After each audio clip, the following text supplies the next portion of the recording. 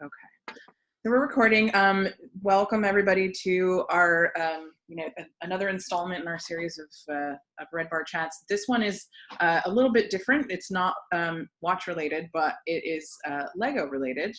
And this came about because my friend Warren Elsmore, who is joining us to show us around his Lego studio and show us the some of the creations that he has done, is going to be also creating some stuff for our global meetup. So we chatted about this a couple of months ago about creating a Lego-based experience at the in London, and as part of this, we kind of, since we're all unable to go to the studio in person, we wanted to be able to give you guys a virtual tour and see a little bit of a sneak peek at some of the stuff we're building for the global meetup. So with all of that, I will hand it over to you, Warren. Thank you. If you want to give us any, little background about what you do, and then show us around. Yeah, sure. So yeah, my job title is Lego artist, or guy that never grew up and gets to play with toys for a living. Well, however you want to do it. But I run a company. We're based just outside Edinburgh in Scotland, and I run a small company. All we do is Lego. So we're either building Lego models for people, or putting on exhibitions, doing corporate events, writing books, you name it. Everybody, we're normally on the end of a phone and people going, I've got this really wacky idea that you could do in Lego. And we'll sort of go, well, it's not the most wacky idea we've ever heard, but that's all we do day in, day out. At the moment, I'm the only one here. All the other guys are furloughed off, so I'm socially distancing in an office all entirely on my own. So this is great to get to speak to other people as well. I can imagine. Yeah, it's an interesting time. How big is your team, Warren, normally? We're not big. There's a team of 5 of us, and kind of the way, there's myself and my wife, and we've got 3 other staff. And the way we kind of mix things up is we like everybody to be able to do everything. So I'm not the boss that will just sit there going, you build that, you build that. We'll all kick in. Different people have got sort of different strengths, obviously, so they're better at some things than others. I could show you some of the stuff around the office that different people have done.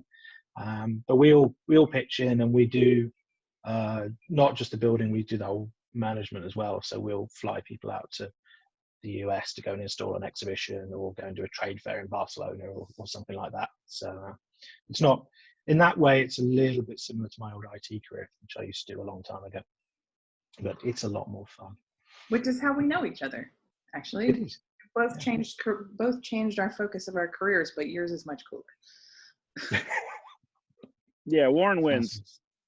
Yeah, having a boss that's your daily's instruction is go build some Lego is slightly different to being told to go and fill in a spreadsheet, isn't it?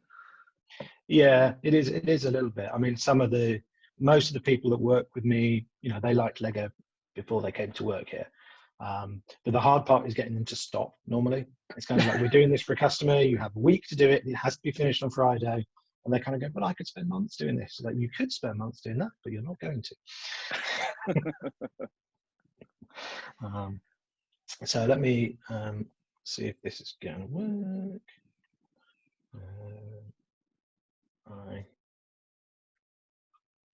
was trying to get this to. Is this going to show the other camera? That's not showing the other camera at all, is it? No, it seems to be just stuck. It really wants to look at brick. Oh, here we go. It's connecting. There we go. We're live. There we go. So I can. There's me on my laptop. So this is our studio. That sort of side of it is, we'll go around there in a sec, but that's the desks. That's the fairly boring part of the office. This side is the more Lego building side. So the way in which we work is we have a whole amount of stock that we keep in order to build models. So we're not constantly buying in everything. And so all of these red trays that you see here, and all of those around there, this is our working stock, day-to-day working stock.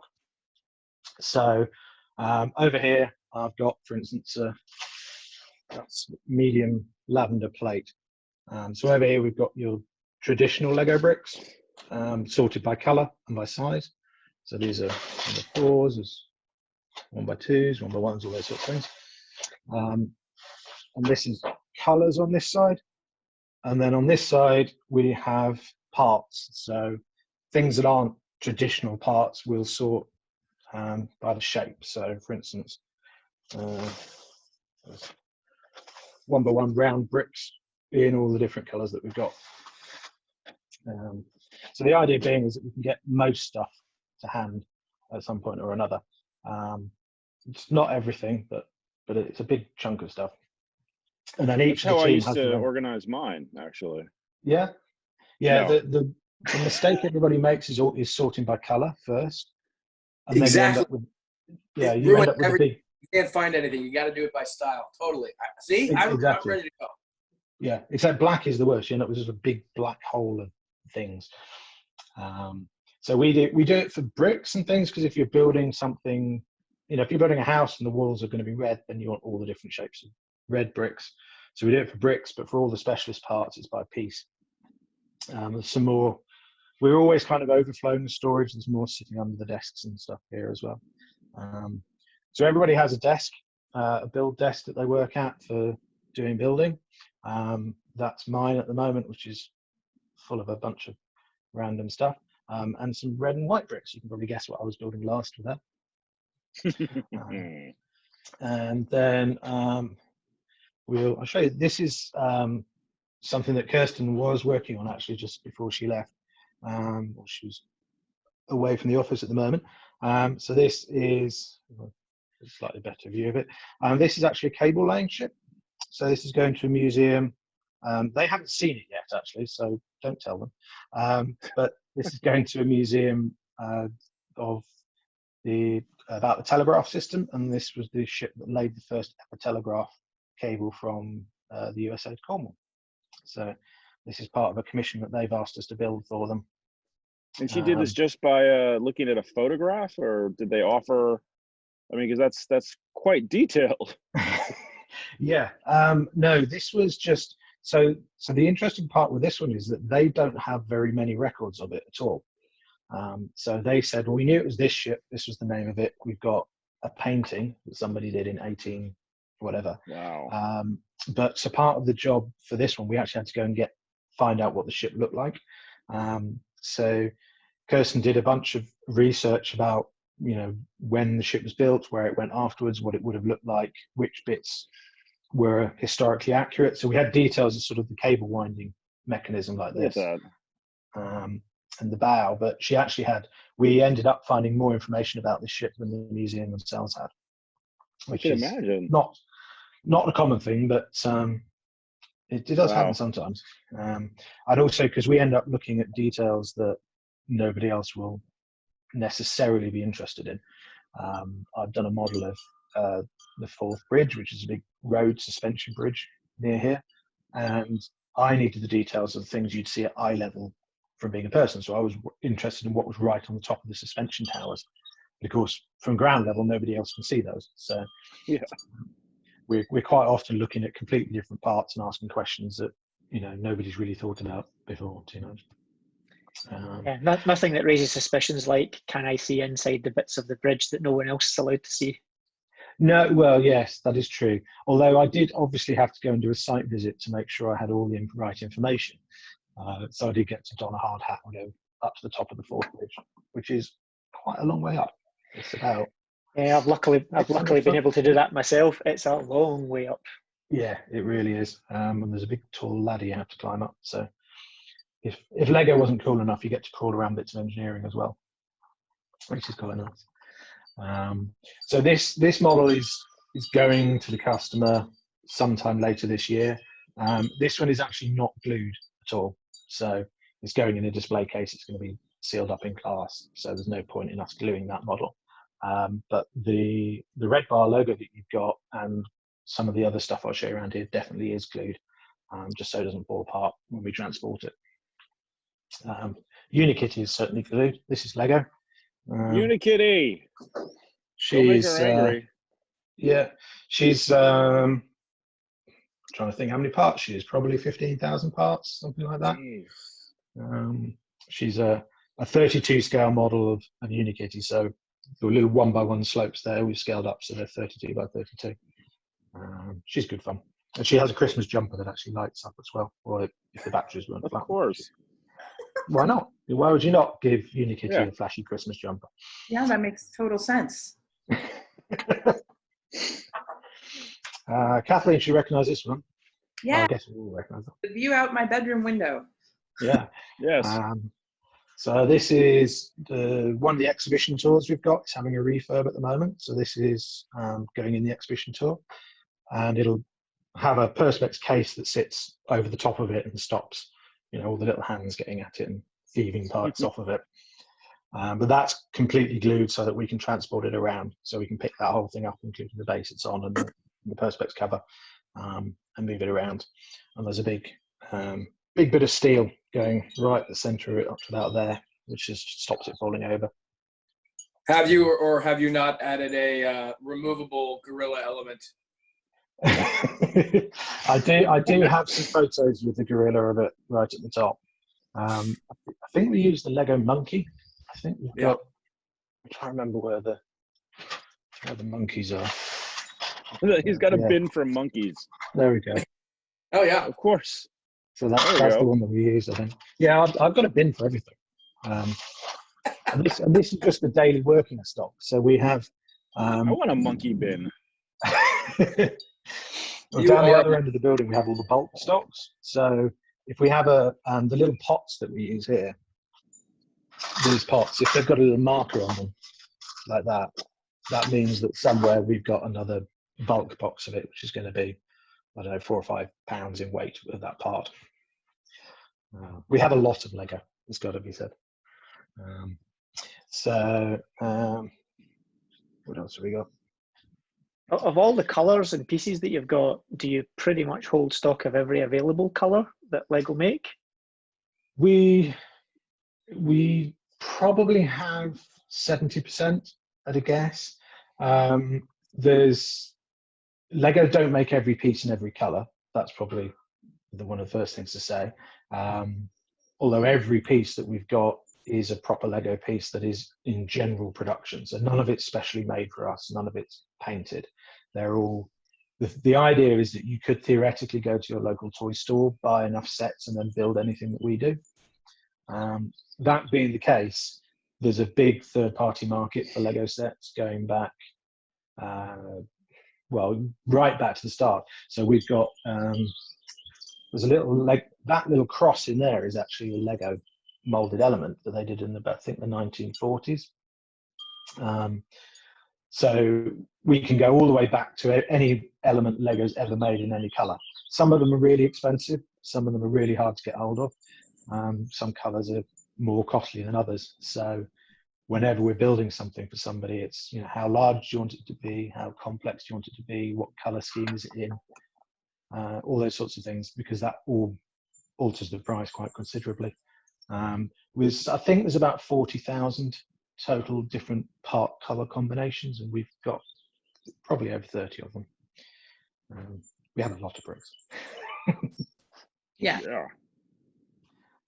So these are.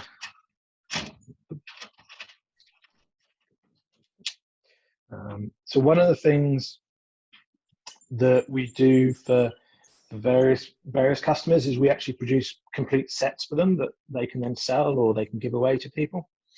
And these are some of the ones we've done locally. So we've got Lothian Buses here is our local bus company, and you can, if you have a lot of money, you can buy a Lego kit of one of their buses.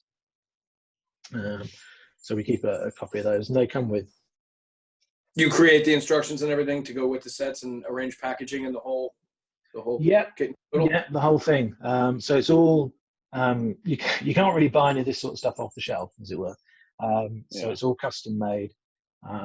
We do all the design and all the layout and those sorts of things, and then they come in what we think is a very nice, awesome, shiny box.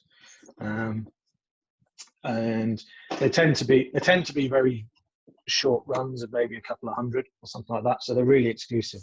Or you can get ridiculously exclusive like this. This is a container ship, obviously for Hamburg sub, and all the little containers come out.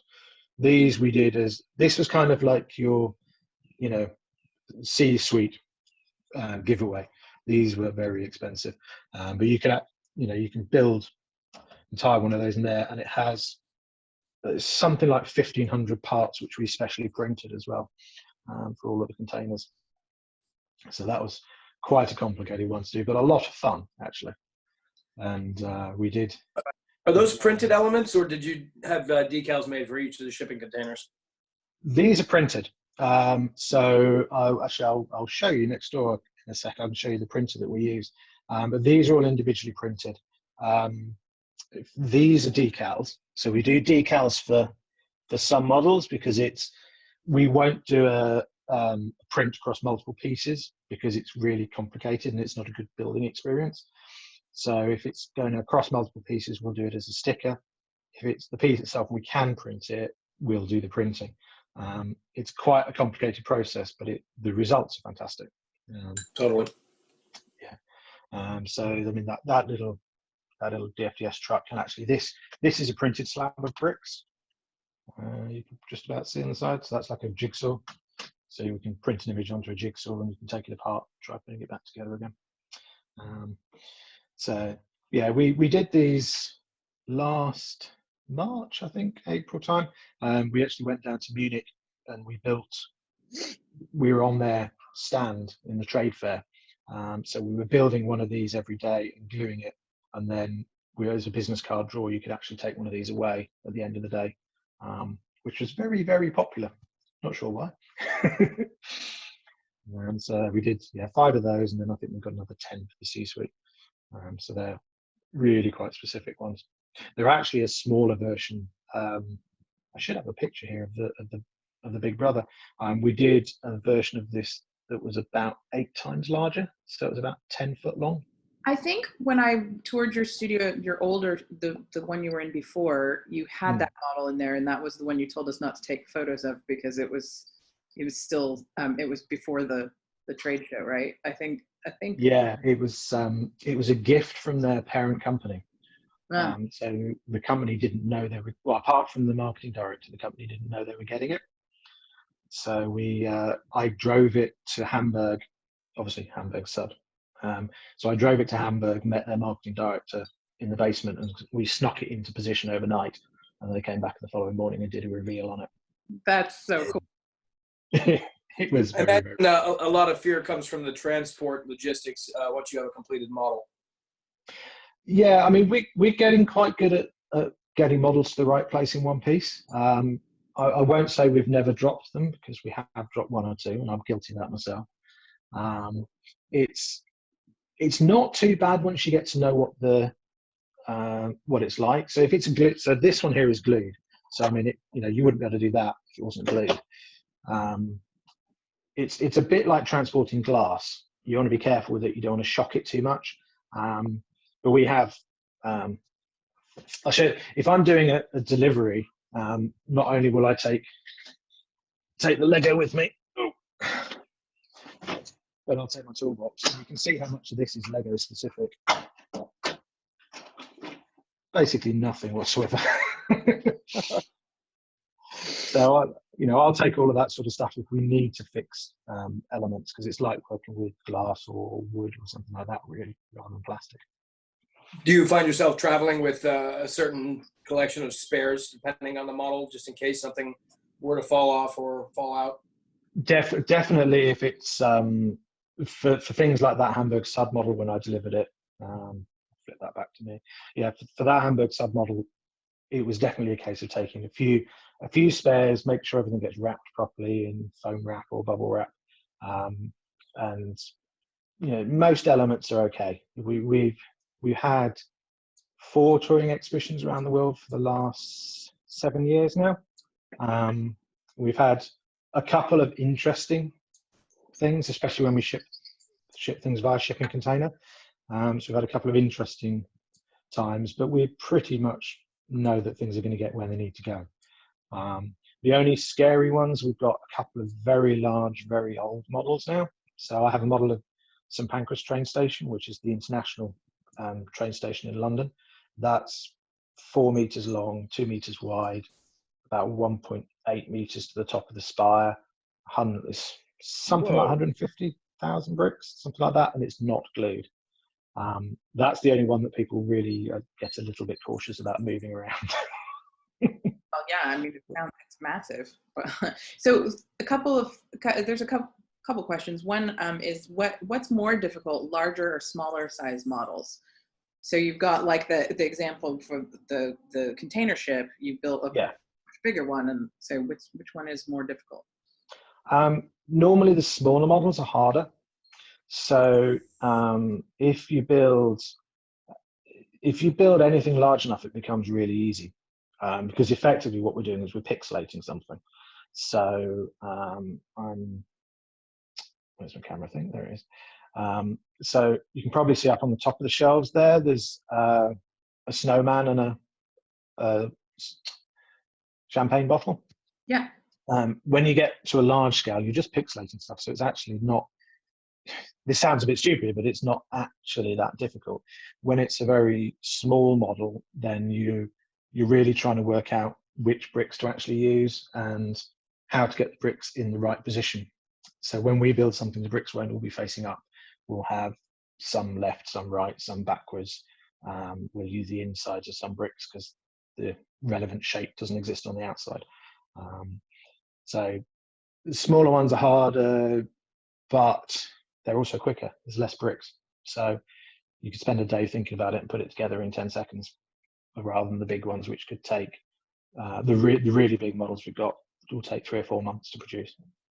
Another question from Matt. How do you design the models? Do you do CAD, some kind of renderer? How do you go about designing them? It depends on the model, is the short answer.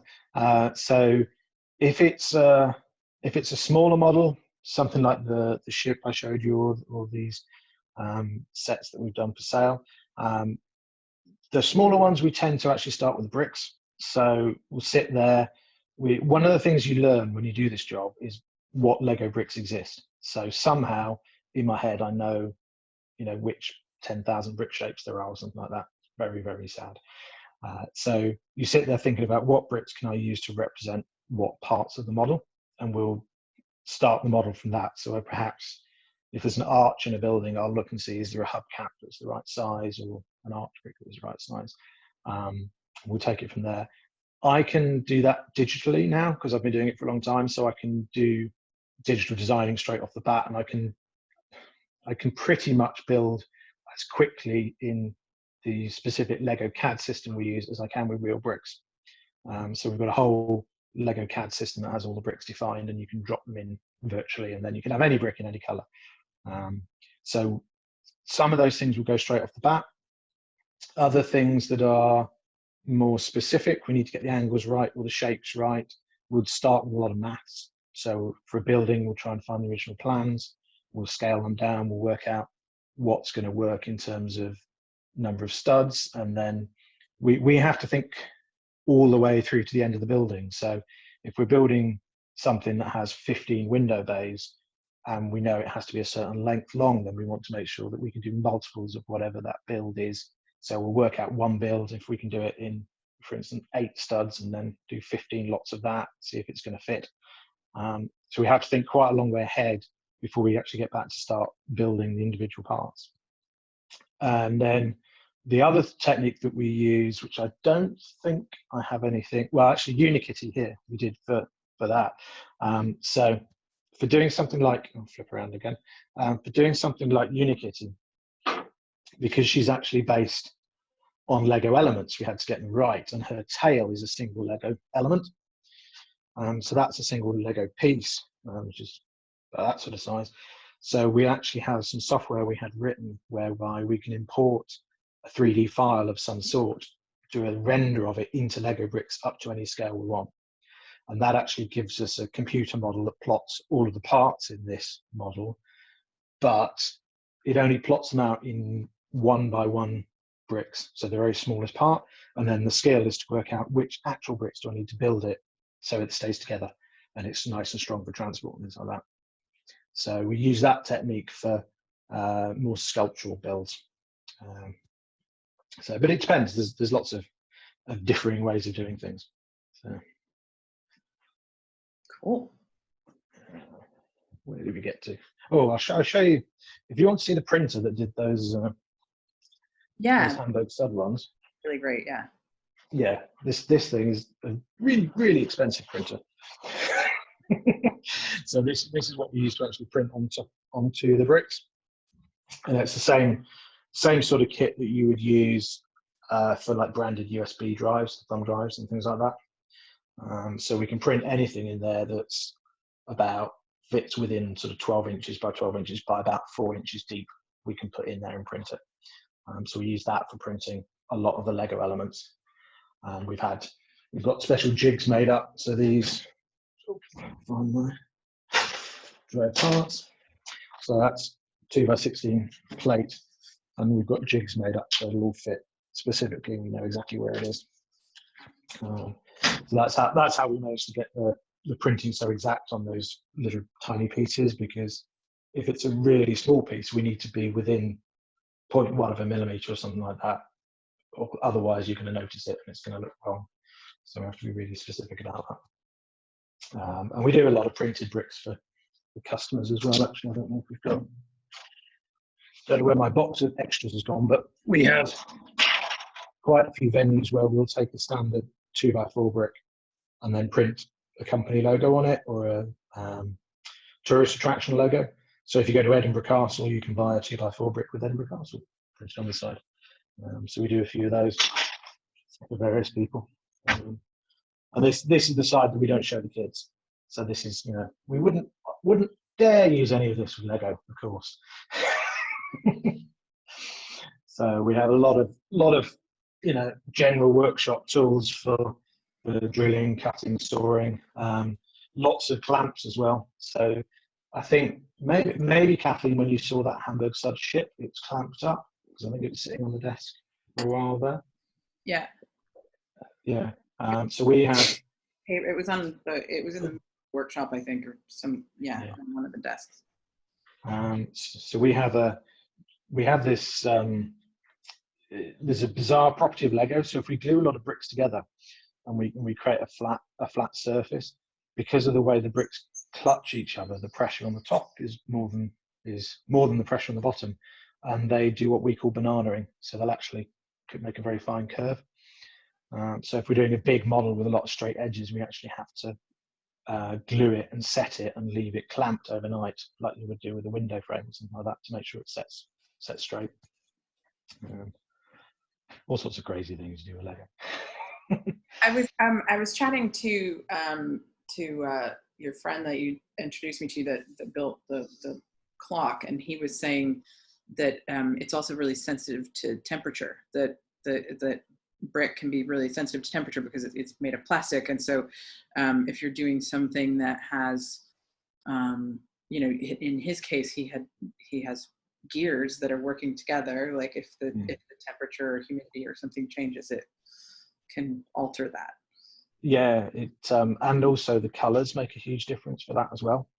So we find as a model gets hot, it will expand, and again, if the model's not glued, the bricks will start to come apart.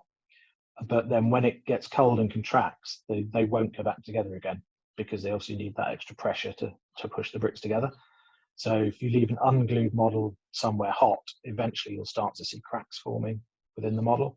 And that's one of the reasons a lot of time we glue the models, not for strength, but just to make sure they actually stay together and they do contract back down. We have 2 Guinness World Records, one of which is for the world's largest Lego ship, which was 33 foot long, something like that. It basically filled the back of an articulated lorry or an 18-wheeler.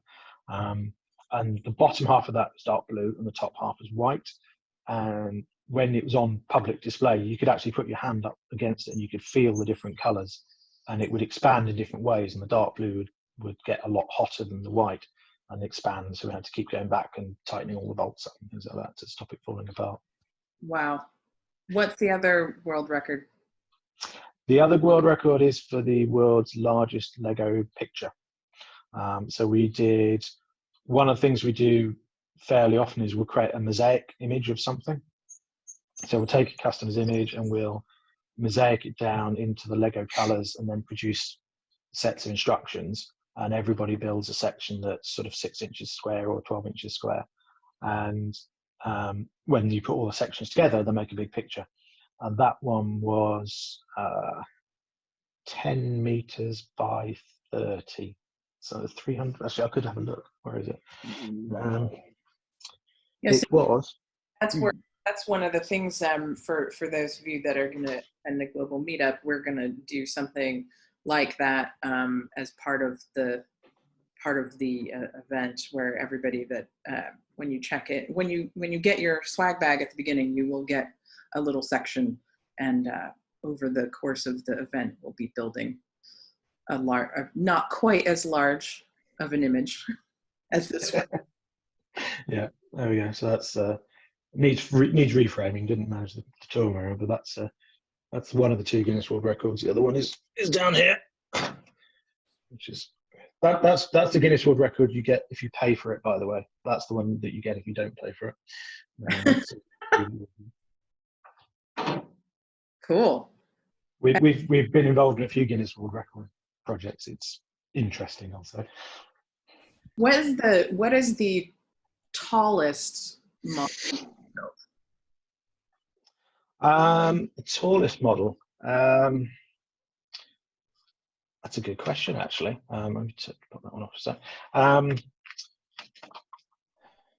So the bridge model I did is about 2.5 meters. So that's about 10, 11 foot.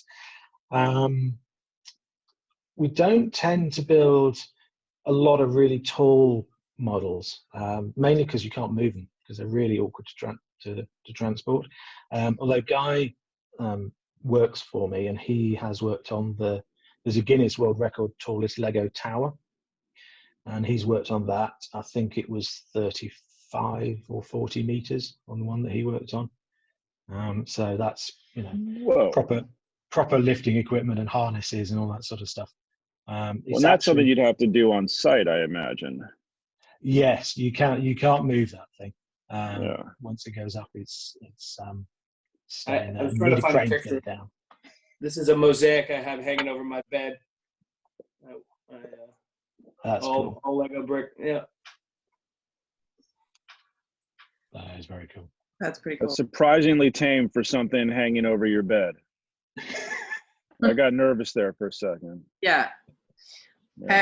Whew. So what are some other do you have any other models around that you've built in the workshop that you can show us? Yeah, let's see. We're refurbing one of the tours at the moment. So I'm just going to move that back a sec. We've done the painted ladies from San Francisco, which is very cool. Oh, let's get that one.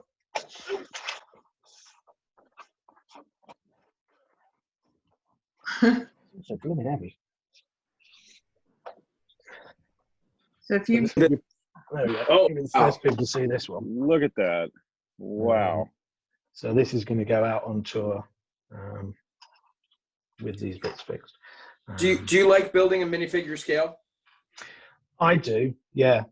So minifigure scale is basically any scale where the people work. For if anybody's wondering what the hell we're talking about. I like building a minifigure scale because I think it adds loads of detail and loads of fun little elements. So it's one of my favourite scales to build in, and you can do quite large things in a fairly sort of sculptural way. Just going to move that one so I don't drop it, which will be bad. I want you to drop anything. That would not be great. No. I did. This is really not a very tidy office at the moment. There we go. Forgivable. Look, none of us have tidy workspaces currently. Like we're all just doing the best we can right now. Yeah. Oh yeah, this is a judgment-free zone. Exactly. Don't tell my staff that. We did. I can't find it. one of these boxes. There we go. One of the things I've been working on for a while is a hot air balloon festival. So, and again, this is maybe bigger scale, but we're doing a whole bunch of different hot air balloons. Look at that. Be Perfect. That's a balloon. That's a balloon. Wow. And then I don't think those people have ever seen a balloon before. well, this is kind of a funky shaped sponsor. No, good for them. Yeah. I know as much about hot air ballooning as I do about master Lego building. So it'll look a bit like that. Oh, it's so cool, Adam. Octan is it's the in-house Lego sort of oil company brand. It's just a deep cut that you're totally missing. So just shut up. Shutting up, sir. So there's about 3 or 4 of those at the moment I've been making, but I need to make about 10 for it to be an actual big proper balloon festival. Otherwise, it's just going to look a bit weird. So, That's great. yeah, but all the models you see around the top are either ones that you can buy in the shops, or more likely not ours, or things we've picked up around and about. We tend to acquire stuff. People give us stuff, or we go to events and we come back with more than we went with. Don't know how that happens. Can you tell us a little bit about the books that you've created? Because as people saw with the custom kits you've created, you've obviously produced an instruction booklet, but you also have some books that you've done with Lego building that are available that people can obtain and build things with. So we've written 12 books to date, and all of them are. So the first book is first greatest album. It's always the best one. Is Brick City, and each of the books are 50% cool pictures of Lego stuff, and then 50% instructions of things you can build at home. So bricks, I think the original Brick City is now out of stock, but there's Brick City, New York, London and Paris in print with Lonely Planet. And the Empire State Building that you saw is one of the ones that's in Brick City, New York. So there's really nice studio pictures of that, sort of coffee table type things, and then instructions of smaller things that you could build. So there's instructions of how to build one of the telescopes that's on the top of the Empire State, or an apple for obvious reasons, things like that. So we have a lot of fun with those, although they are enormous amounts of work to put together, because they always have 30 to 40 models, something like that, and all of the models, whenever we release anything with instructions, it obviously has to work. So we not only have to design it, but then I have to design it, design how the instructions work, pass it across to somebody different in the team for them to build it, to see if it works. At which point they normally tell me I've used bricks that don't exist, or put them back to front, or something strange. So there's quite a process that we go through to make sure that when you get the book, you can actually start building and build the models with whatever bricks you've got. Because I always I design models with some bricks. Not everybody has the same bricks. Nobody has as many bricks to hand that we do. So it's sort of inspiration, really, to let people jump off and do their own things. Cool. Is there anything else you have to show us? Can Well, there's some dinosaurs in that case that you didn't get to, or something. Like I felt like there was something in as you were panning by. There were some dinosaurs. Yeah, just so you're aware, Warren, not only is James really into Lego, but he's really into dinosaurs. So well, Kathleen and James have that in common. Let's see. Right. Can you see my other video now? Let me make it spotlight. Yeah. Yep. Yeah. Yes, sir. There we go. Yeah. So these want everything in that case. This one is, give it to me. Look at that. So these are from if you buy my Brick Dinos book, Brick Dinosaurs, you can build these guys. Although not with those feet, because I managed to buy every one of those available in the secondhand market in the world. Jerk. So it's really, there's loads of them out there, but people aren't selling them. We need to really just hone in on that. You made a book on how to build Lego dinosaurs. Mm-hmm. entirely. Nerd. This is like James's. That's like the ultimate James book. It's like, This is the these are all best articulated kind of as well. nerdery ever. You can pose them all as well. oh my god. Look at that.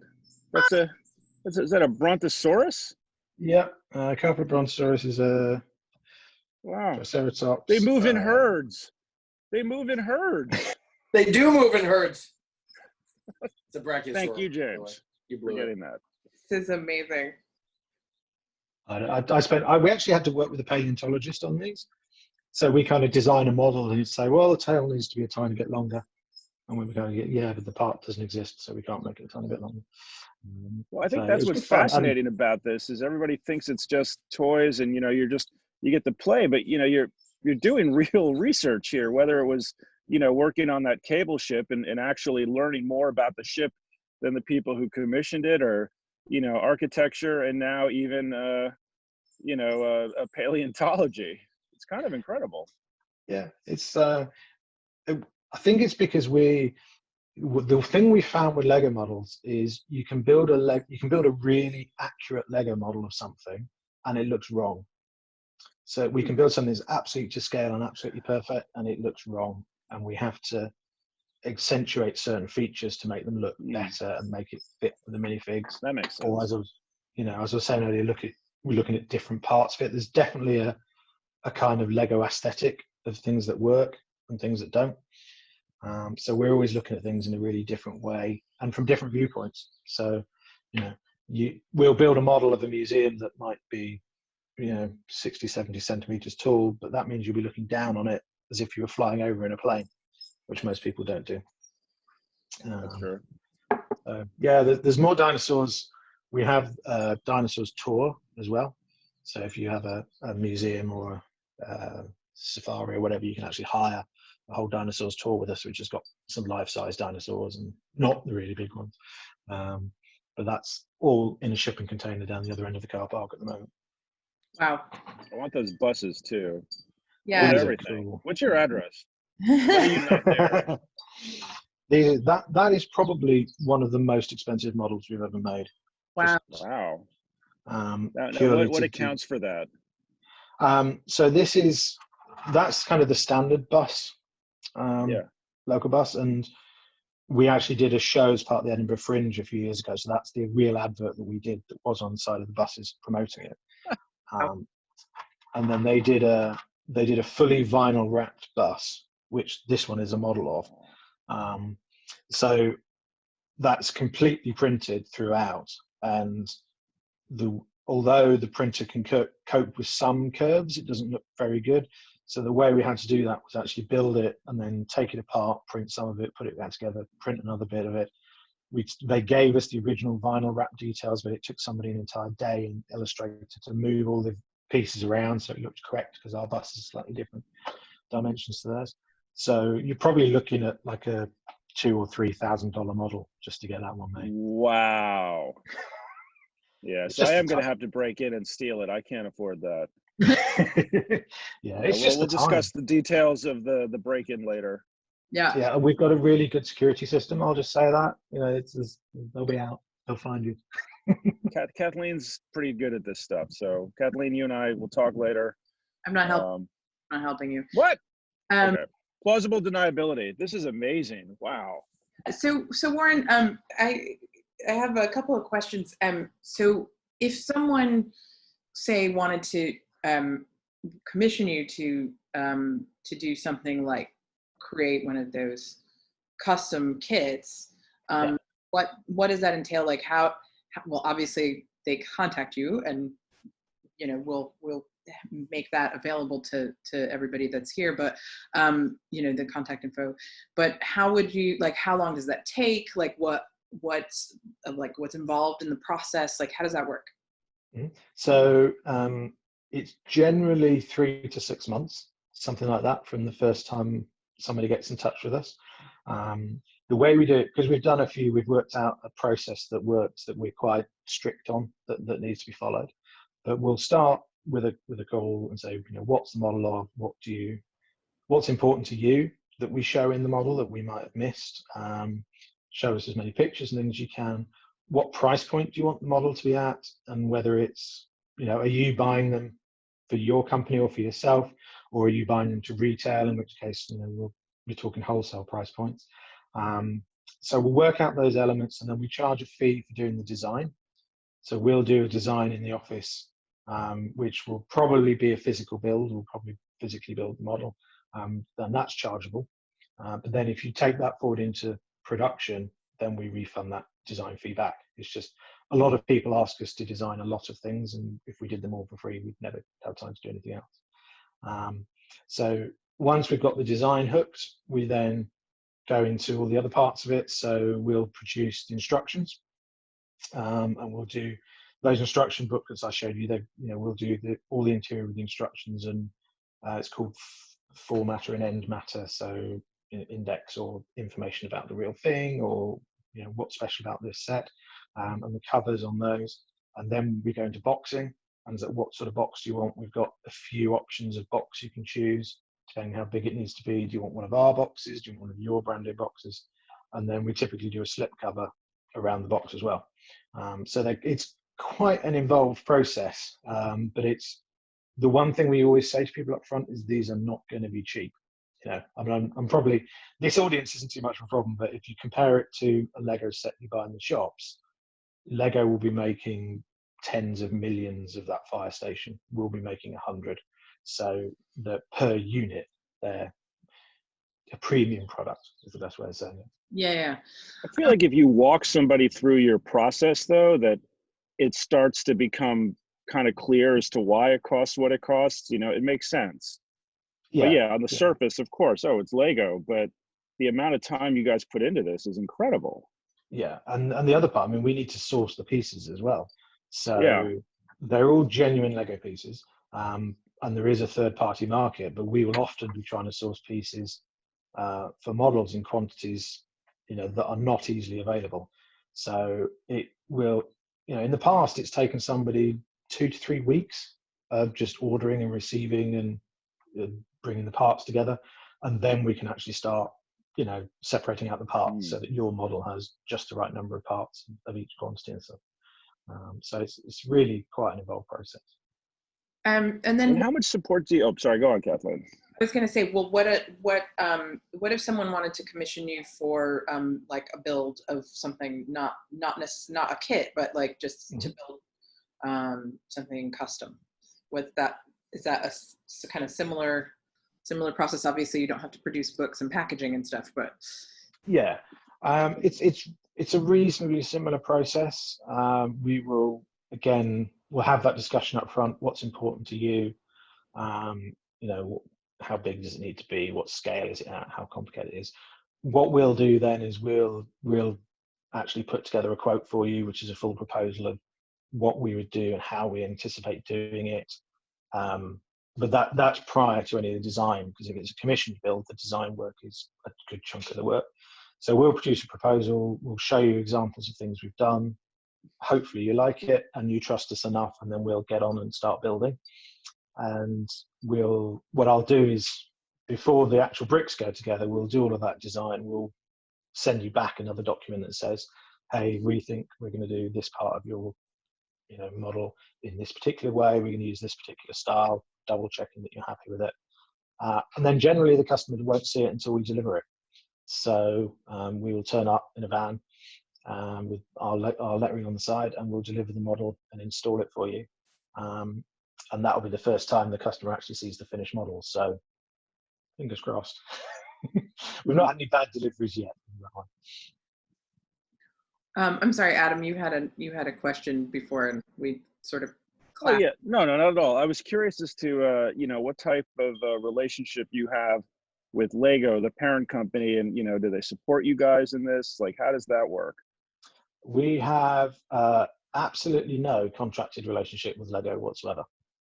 So we get asked that question a lot. The easiest way to relate it is if you know the Aardman animation company that does Chicken Run and Wallace and Gromit and things like that. They're well known for making models out of plasticine. They have no relationship with plasticine at all. Right. It just happens to be the material that they use. And we're the same with Lego. We know a lot of people in the Lego company.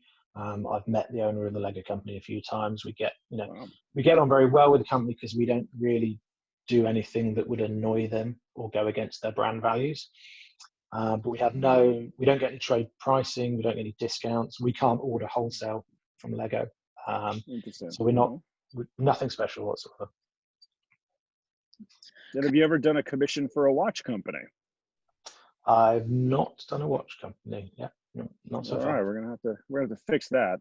But you have done a commission for us, and so David's got it. Ooh. We went over it up today.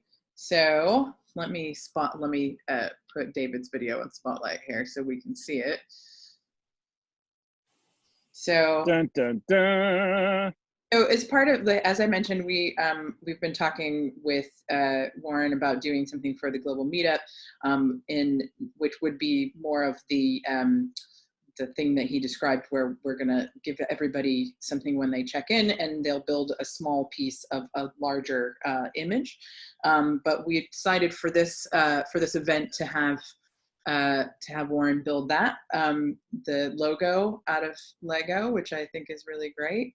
And then we are also going to, for the global meetup, do some printed brick keychains, which we're supposed to be a surprise, but now that we all need something to look forward to, I'm just going to tell everybody one of the things that you'll get in your bag when you check in.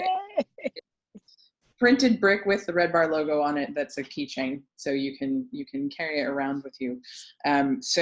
And then there are some other surprise things that will happen as well, with Lego related stuff at the global, but we wanted to kind of not only talk about that a little bit, just to give everybody something to look forward to while we're all kind of stuck in sheltering in place, but also to just kind of let you know that this is a job that exists. So we're all really jealous that this is your job. And B, that you can commission Warren for work. So if you are looking for some cool Lego builds, we'll send something out to all of our members, but we'll when we post this on YouTube as well, we'll have some links to Warren's website, and you guys can get in touch and get cool Lego stuff. Yeah, give us a challenge. We like challenges, and it will, whatever you suggest will not be the strangest thing we've ever heard. We can guarantee you that. I think taking that challenge himself, can you come up with something that's the strangest thing that you guys have ever heard? Does anybody else on the panel have any other questions? Warren, I'd just like to know, and I know we're sort of getting long in the tooth here, but how did this all come to be for you? Just briefly, how did you end up doing this for a living? How'd you get here? So I was a fan of Lego as a kid, and I was carried on being a fan of Lego as an adult. There's a name for that, it's AFOL, Adult Fan of Lego. And I did a model in 2012 for the London Olympics. So Lego, I was chairman of the UK's Adult Fan Club at the time. Lego got in touch and said, could you possibly do something for the Olympics, which we did. And I produced a big map of the entire Olympic park that you could see where you were. And the press went wild, to be honest, at that point. So I had, my very first book was in production. I had huge amounts of press coverage. I was doing an IT job, which was okay, but Lego's a lot more interesting. And I just took the leap. So thankfully, it's been good so far. As a follow-up, was there ever a point in that process where you wanted to go work as an official Lego designer, in Denmark or for one of their subsidiaries?